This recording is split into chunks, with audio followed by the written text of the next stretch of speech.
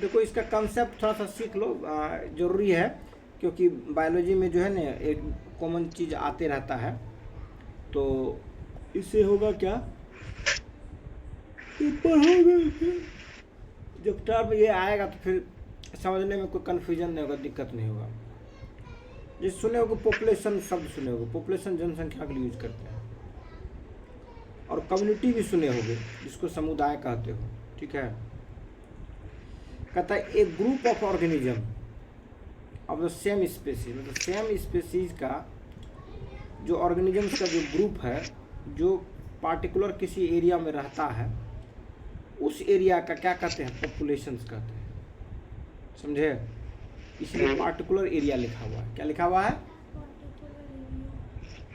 Particular area. जैसे मानव का संख्या किसी गांव में, तो गांव क्या हो गया, एक पार्टिकुलर एरिया हो गया। वहाँ पर रहने वाले जो लोग मानव है वो क्या, एक स्पेसीज हो गया। उसकी जो संख्या होगा वो क्या कहलाएगा, उस गांव का पॉपुलेशन कहलाएगा। क्या कहलाएगा, गांव का पॉपुलेशन। वैसे कम्युनिटी, कम्युनिटी का मतलब क्या होता है, समुदाय। कहता ऑल डिफरेंट स्पेसीज, ठीक है, living together in one area. जब एक ही एरिया में डिफरेंट डिफरेंट स्पेसीज पाए जाते रहते हो, मिलजुल कर एक साथ जब रहते हैं, तब उसको हम लोग क्या कहते हैं, कम्युनिटी कहते हैं, ठीक है। इसमें प्लांट्स, एनिमल्स, इंसेक्ट सब आ जाएगा। जैसे हो गया dear, trees, birds, insects in a forest, मतलब फॉरेस्ट के अंदर में डियर हो गया, ट्रीज हो गया, बर्ड्स हो गया, इंसेक्ट्स हो गया, ये सब मिलके क्या हो गया, एक कम्युनिटी हो गया। क्या हो गया, लेकिन उसी फॉरेस्ट के एरिया में जब एक ही स्पेसीज की जो संख्या होगा वो क्या कहलाएगा, पॉपुलेशन कहलाएगा। तो कम्युनिटी क्या होता है कि उसमें सब मिला जुला करके कम्युनिटी होगा, ठीक है। उस एरिया में जो सब मिला जुला करके क्या होगा, कम्युनिटी होगा। लेकिन जब बात करेंगे किसकी, पॉपुलेशन की करेंगे, तो उस पार्टिकुलर एरिया में खास किसी स्पेसीज की जो संख्या होगी वो क्या कहलाएगा,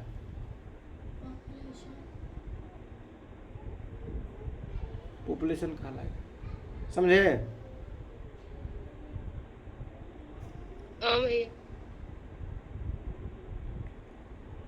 अब आगे दो शब्द है, इन्वायरमेंट और हैबिटेट। क्या है बच्चों, एनवायरमेंट और हैबिटेट। पर्यावरण को क्या कहते हैं, इन्वायरमेंट कहते हैं, और हैबिटेट को क्या कहते हैं,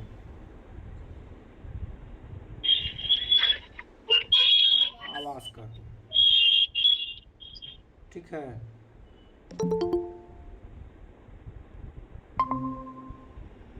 तो कहता है कि द सराउंडिंग्स, सराउंडिंग्स में क्या, वातावरण चारों तरफ, where living and non living, मतलब ऐसा वातावरण जहाँ की लिविंग भी और नॉन लिविंग भी, लिविंग भी मतलब जीवित जीव, और नॉन लिविंग थिंग्स दोनों एग्जिस्ट करता हो, और दोनों एक के बीच में जो लगा हो, जो इंटैक्ट है, उसी इंटैक्ट को क्या कहें हम लोग, इन्वायरमेंट कहेंगे। तो the environments where living and non living things exist and interact, मतलब ऐसा वातावरण, ऐसी सराउंडिंग्स जहाँ पर लिविंग थिंग्स भी और नॉन लिविंग थिंग्स भी दोनों एग्जिस्ट करता हो, और दोनों एक दूसरे के बीच में इंटरेक्शन हो, तब उसको हम लोग क्या कहेंगे, इन्वायरमेंट कहेंगे या पर्यावरण। एग्जाम्पल के लिए क्या हो गया, फॉरेस्ट हो गया, डेजर्ट हो गया, ओशियन हो गया, ये सब क्या हो गया, इन्वायरमेंट का एग्जाम्पल हो गया। अब हैबिटेट क्या है, द स्पेसिफिक प्लेस, खास जगह, with in the environment, environment के अंदर में, वेयर एन ऑर्गेनिज्म लिव, जहाँ ऑर्गेनिज्म क्या करता हो, रहता हो, उसको क्या कहते हैं, हैबिटेट कहते हैं। तो हैबिटेट बड़ा होगा कि इन्वायरमेंट बड़ा होगा, इन्वायरमेंट बड़ा होगा। और हाँ उसी का जो है एक रीजन होगा, स्मॉल रीजन होगा क्या, हैबिटेट, जहाँ पर क्या होगा, आता है। हाँ ऑर्गेनिज्म पाया जाता है। आवास। द स्पेसिफिक प्लेस, खास जगह, with in the environment, environment के अंदर में, वेयर एन ऑर्गेनिज्म, जहाँ ऑर्गेनिज्म क्या करता हो, लिव्स, रहता हो, तब उसको क्या कहते हैं हम लोग, हैबिटेट कहेंगे। जैसे frog habitat is a pond, frog का जो हैबिटेट होगा, पॉन्ड होगा with in the forest environment. Forest environment के अंदर में जो पॉन्ड होगा, जो तालाब होगा, वो क्या होगा, फ्रॉग का हैबिटेट होगा। बहुत सारा जो होगा पेड़ होगा, उसका हैबिटेट, पेड़े पर घर बना कर रहता है, पेड़े पर रहेगा, पेड़े पर सब दिन रहेगा, तो पेड़ क्या होगा उसके लिए, हैबिटेट हो गया। कंसेप्ट इन्वायरमेंट और हैबिटेट में क्लियर हुआ? नए बात कोई बात नहीं, फिर से एक बार मैं रिवाइज कर दूंगा, ठीक है। हाँ भैया। अब देखो अगला जो चीज़ है वो है फॉरेस्ट एंड रिजर्व फॉरेस्ट। क्या है बच्चों? फॉरेस्ट और रिजर्व फॉरेस्ट कहता है a large area covered with trees, मतलब एक बड़ा रीजन जो किससे कवर्ड हो, ट्रीज से, प्लांट से और वाइल्ड लाइफ से, ठीक है। आइदर नेचुरल और मैन मेड, ये हो सकता है नेचुरल भी हो या मैन मेड भी हो, तब उसको हम लोग क्या कहते हैं, फॉरेस्ट कहते हैं। A large area covered with trees, plants and wild life, trees भी, प्लांट्स भी और वाइल्ड लाइफ। वाइल्ड मतलब, वाइल्ड लाइफ का मतलब क्या, जंगली जीव। इनसे जो जुड़ा हुआ जो कवर्ड एरिया होगा उसको हम लोग फॉरेस्ट कहेंगे, और ये नेचुरल हो सकता है और मैन मेड हो सकता है। अब अगला जो है बात है वो है रिजर्व फॉरेस्ट। रिजर्व फॉरेस्ट क्या होता है,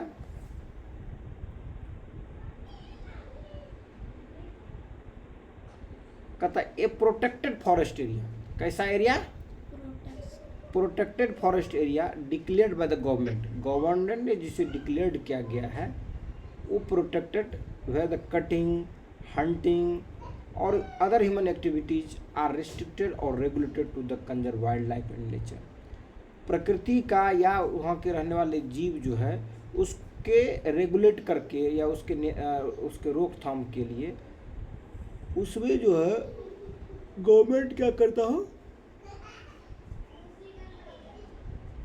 प्रोटेक्शन के लिए कुछ बातें लिखा हो, कुछ रिस्ट्रिक्शन इम्पोज किया हो या रेगुलेट करने के लिए बात करता हो, तब उसको हम लोग क्या कहेंगे, रिजर्व फॉरेस्ट कहेंगे, ठीक है।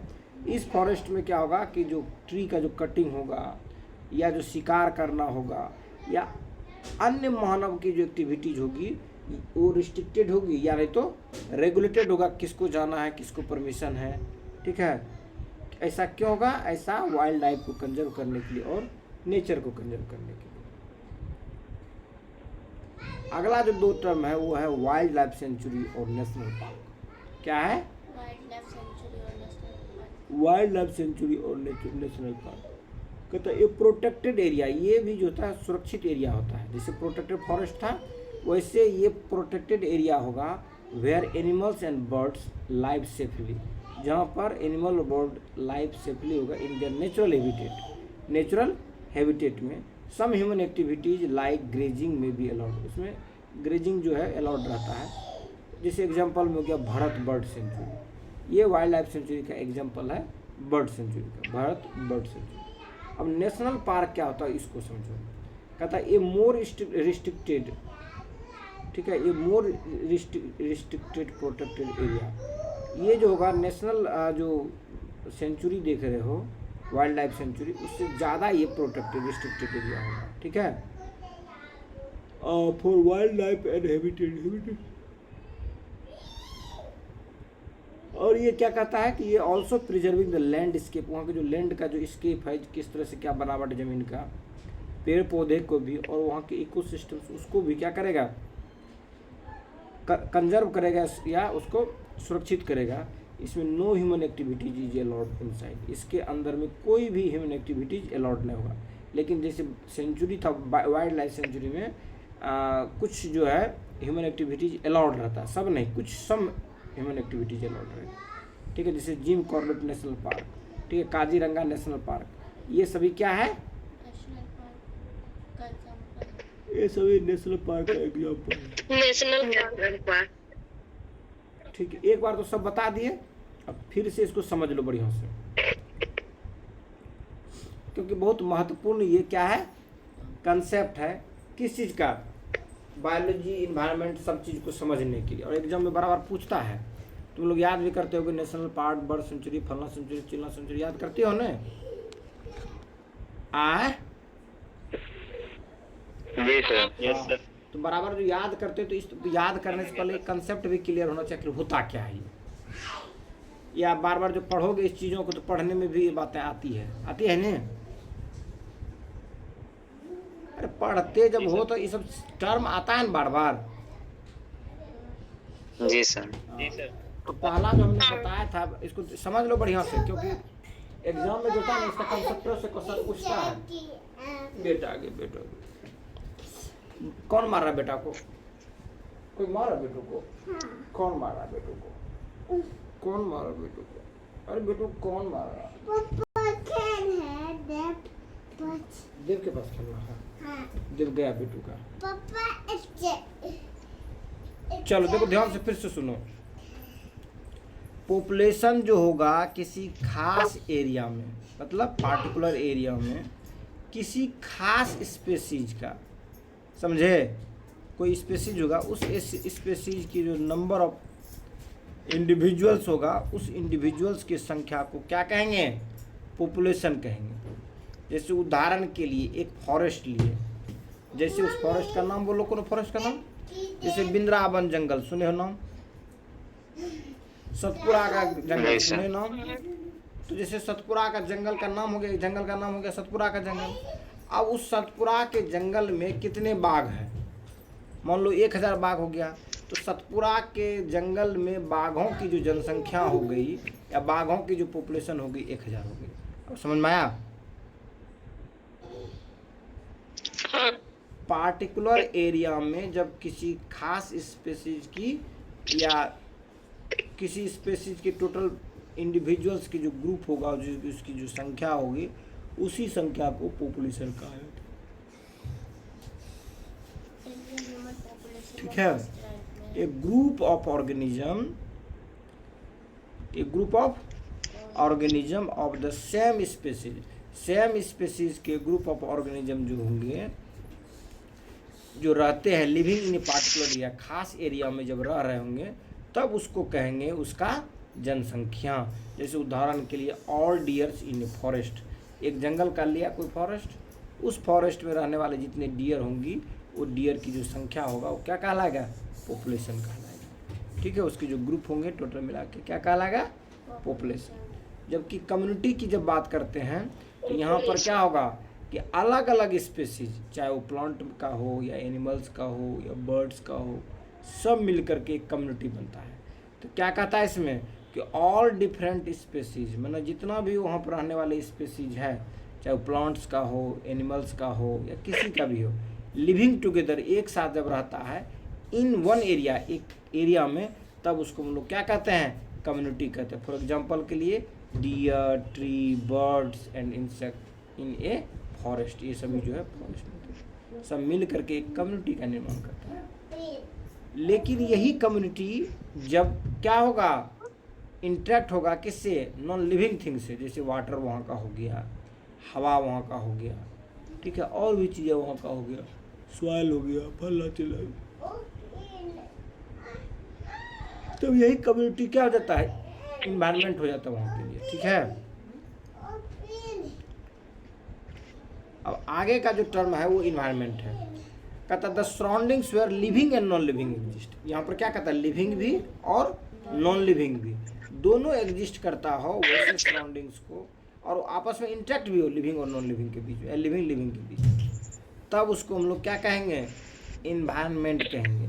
The surroundings where living and non living thing exist and interact. Interact मतलब क्या था, लगाव, जुड़ाव।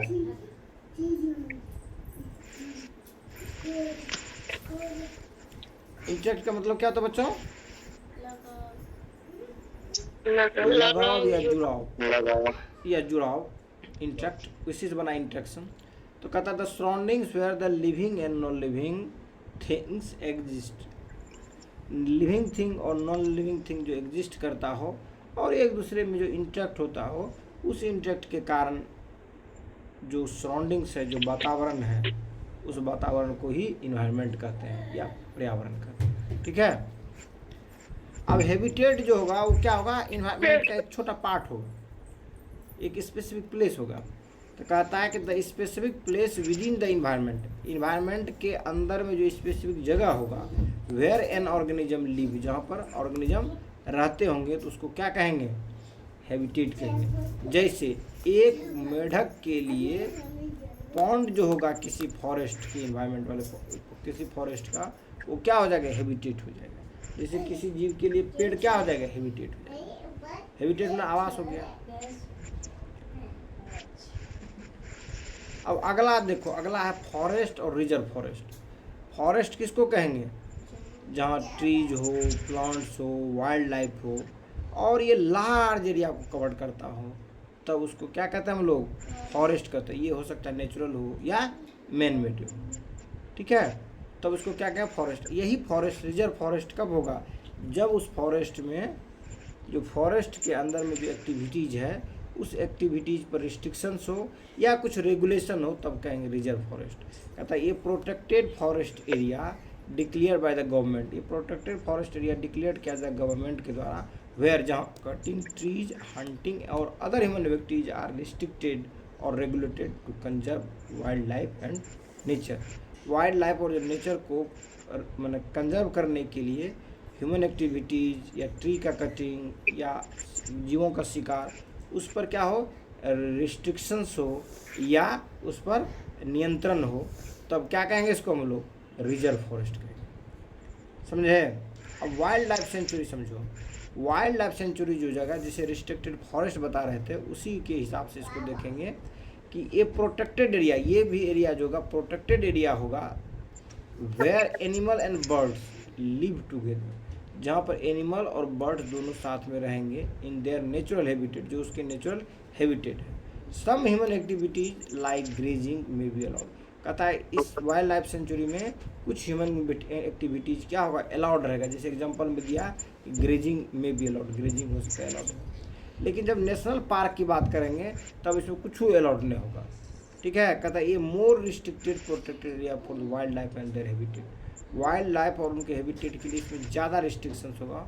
ऑफन ऑल्सो प्रिजर्विंग लैंडस्केप, इसमें लैंडस्केप की प्रिजर्व की बात होगी, प्लांट्स के प्रिजर्व की बात होगी, इकोसिस्टम की प्रिजर्व की बात होगी।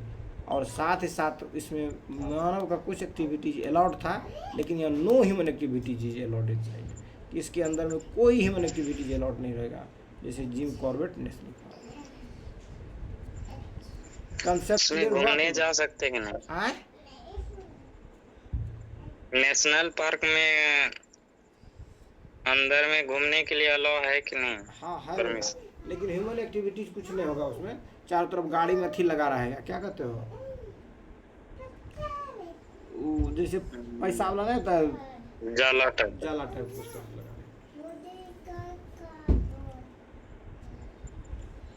कंसेप्ट क्लियर हो गया बेटा? जी सर। अब कुछ क्वेश्चन बनना चाहोगे क्या?